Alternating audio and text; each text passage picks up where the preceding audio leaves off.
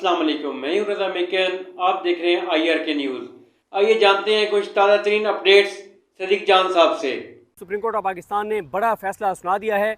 Justice Sarfaraz Dogar और justice Mohammad Azam Khan का फैसला, जिसके ज़रिए जस्टिस तारिक महमूद जहांगीरी साहब को जुडिशल वर्क से रोका गया था, उस फैसले को कलअदम, उस ऑर्डर को कलअदम करार दे दिया गया है।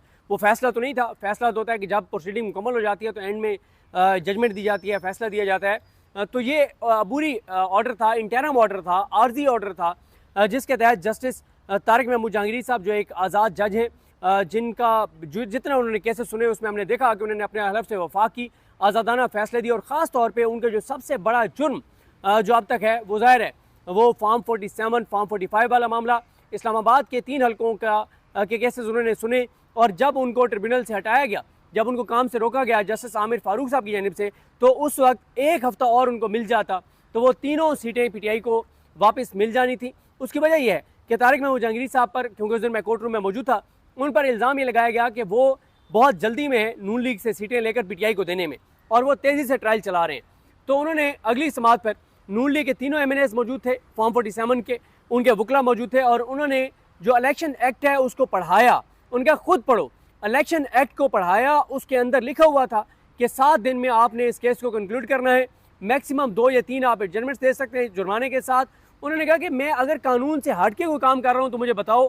लेकिन असल जो उनके ऊपर मसला बन गया था वो ये बन गया था, उन्होंने इलेक्शन कमीशन को कहा, उन्होंने ROs को कहा, उन्होंने जितना इलेक्शन के अंदर ब्यूरोक्रेट्स इन्वॉल्व थे उनको कहा, नून लीग के MNAs को कहा, PTI के MNAs को कहा, PTI के उम्मीदवारों को कहा कि आप सब लोग जो है वो जो फॉर्म 45 जमा करवाएंगे, फॉर्म 47 जमा करवाएंगे, जो रिकॉर्ड जमा करवाएंगे, उसके साथ आप सब बयान हल्फी जमा कराएंगे।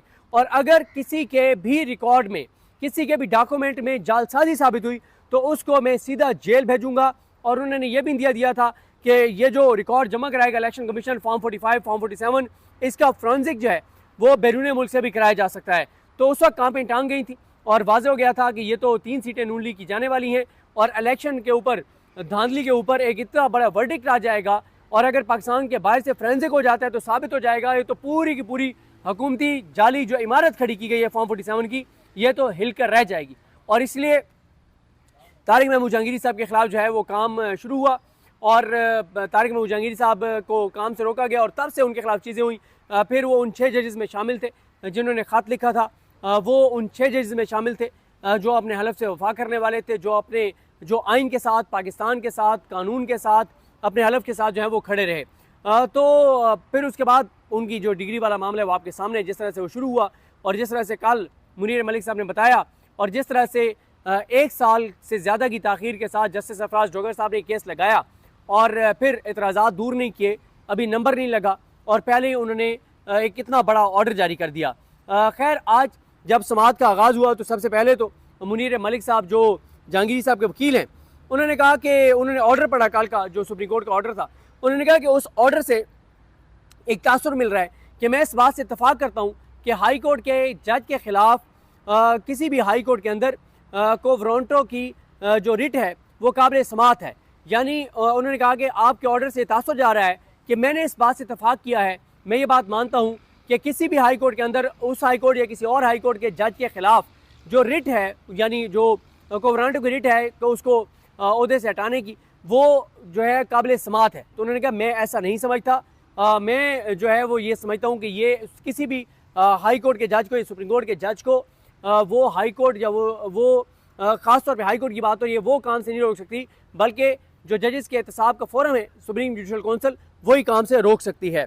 उसके बाद उन्होंने कहा कि असद अली केस में जब मुनीर मलिक साहब ने ये बात कही तो अमीनुद्दीन खान साहब ने कहा कि हमने सिर्फ वो लिखा है जो मलिक असद अली केस की लैंग्वेज है। जमाल मंदोखेल साहब ने कहा कि हमने एक फ़ैसले में ये होल्ड किया हुआ है कि सुप्रीम जुडिशल काउंसिल ही एक जज को हटा सकती है। जस्टिस मोहम्मद अली मज़हर साहब ने कहा कि हम रिट ऑफ को वारंटो के काबिल समाअत होने के सवाल को टच नहीं कर रहे। हमने ये नहीं कहा कि रिट काबिल समाअत है, हम तो ये कह रहे हैं कि सिर्फ ये कह रहे हैं कि अबूरी हुक्मनामे के ज़रिए हाई कोर्ट के किसी जज को काम से नहीं रोका जा सकता। यानी अब ये आईनी बेंच ये कह रहा है, अमीनुद्दीन खान साहब, जमाल खान मंदोखेल साहब, मोहम्मद अली मज़हर साहब, हसन अज़हर रिजवी साहब और शाहिद बिलाल हसन साहब, वो ये कह रहे हैं कि हम ये मामला दोबारा हाई कोर्ट को भेज रहे हैं। हाई कोर्ट का वो फैसला कलअदम, वो ऑर्डर कलअदम, फैसला नहीं ऑर्डर कलअदम, जिसके तहत जहांगीर साहब को काम से रोका गया। लेकिन हम हाई कोर्ट को कह रहे हैं कि आप ये फैसला करें कि किसी जज के खिलाफ को वारंटो में रिट जारी हो सकती है नहीं हो सकती, को फैसला हो सकता है नहीं हो सकता। जब वो फैसला होगा तो अगर जो भी उसका जिसको भी इस फैसले से खिलाफ होगा, जो मुतासर फरीक होगा, वो आईनी बेंच के सामने दोबारा आ जाएगा, तो फिर इस पर फैसला होगा। अभी सिर्फ इस हद तक उन्होंने फैसला दिया है कि किसी भी जज के खिलाफ आर्जी ऑर्डर के ज़रिए, आर्जी हुक्म के ज़रिए जो है उसको काम से नहीं रोका जा सकता। फिर इसी तरह से जो जमाल खान मंदोखेल साहब हैं, उन्होंने मुनीर मलिक साहब से पूछा कि कोवरांटो की पिटीशन कैसे काबिल समाअत होती है, आप बताएं। मलिक असद अली केस जो है उसके वक्त आइन में मालूमात तक रसाई का बुनियादी हक जो है वो शामिल नहीं था, आर्टिकल 10A भी शामिल नहीं था। अब मालूमात तक रसाई बुनियादी हक है। फ़र्ज़ कर लें कि जज के हवाले से मालूमात मिल जाए, फिर क्या होगा। उन्होंने कहा कि मलिक असद अली केस में चीफ जस्टिस की जो मलिक असद अली केस है वो चीफ जस्टिस के ओहदे से मुतल्लिक था और सुप्रीम जुडिशल काउंसिल को ये इख्तियार हासिल नहीं कि वो चीफ जस्टिस को उनके ओहदे से जो है वो हटाए। ये क्योंकि उस वक्त वो इफ्तिखार मोहम्मद चौधरी साहब वाला भी केस जिसका हवाला दिया जाता है, उसमें भी इफ्तिखार मोहम्मद चौधरी साहब को क्योंकि उसका काम से जो है वो रोका गया था। और फिर उसके बाद इफ्तिखार मोहम्मद चौधरी साहब के केस में भी आया था कि किसी भी जज को जो है वो कोई अदालत इस तरह से काम से नहीं रोक सकती, सुप्रीम जुडिशल काउंसिल ही किसी जज के हवाले से जो है वो फैसला कर सकती है। और इसी तरह से जमाल खान मंदोखेल साहब ने कहा कि हाई कोर्ट में दायर की गई रिट में ये कहा गया है कि हाई कोर्ट और सुप्रीम कोर्ट के जजेस सर्विस ऑफ पाकिस्तान में आते हैं। हालांकि आइन के मुताबिक जजेस जो हैं वो पब्लिक ऑफिस होल्डर नहीं होते।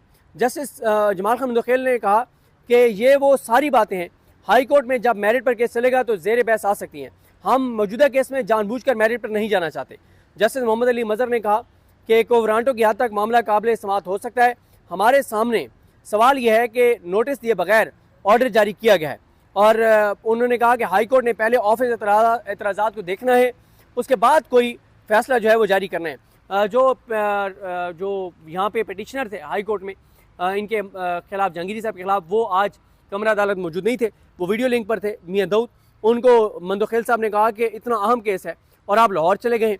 तो खैर उसके बाद अटॉर्नी जनरल पाकिस्तान पेश हुए, उनसे पूछा गया कि क्या इंटरम ऑर्डर के ज़रिए हाई कोर्ट के किसी जज को इस तरह से काम से रोका जा सकता है। तो उन्होंने कहा जी मैं इस बात से इत्तफाक करता हूँ कि इंटरम ऑर्डर के ज़रिए हाई कोर्ट के किसी जज को काम से नहीं रोका जा सकता।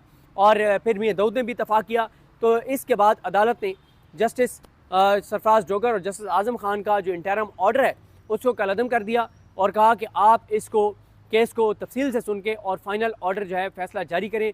अब ये केस हाई कोर्ट में चलना है और अब सारी नज़रें जो हैं वो सुप्रीम जुडिशल काउंसिल पर हैं। तो नाज़रीन, ये थी आज की ताज़ा तरीन अपडेट्स जो आपने जानी सदीक जान की ज़बानी।